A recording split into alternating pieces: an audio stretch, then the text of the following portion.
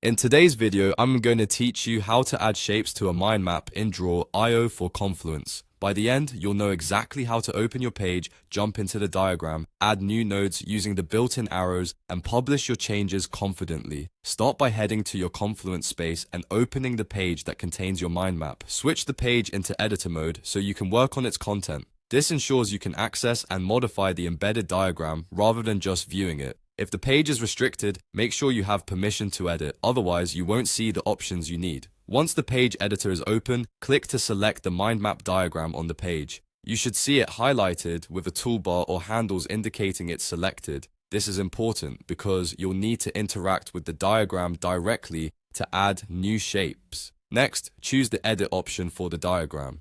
This opens the Draw.io editor inside Confluence. Give it a second to load. You'll see your mind map with the central idea and its branches. The Draw.io canvas is where all the changes happen. To add a new shape to your mind map, click once on an existing shape or node in the diagram. When a node is selected, you'll notice small arrows appear around it, usually in 4 directions.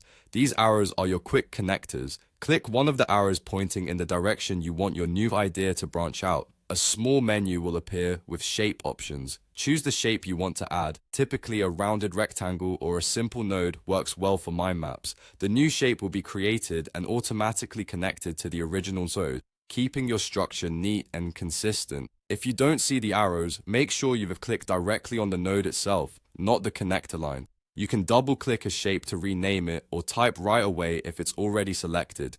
If your layout feels crowded, drag the new node to reposition it. The connector will follow and stay attached. For clarity, try to keep branches balanced and spread evenly so the map remains easy to read. When you've made all your necessary changes, it's time to save them back to the Confluence page. Click Publish to finalize your edits. Your updated mind map will now appear on the page with the new shapes and connections in place. That's it. Open the page, select the mind map, edit, add shapes using the directional arrows, make your adjustments, and publish. You're all set to keep building clear, structured ideas right inside Confluence.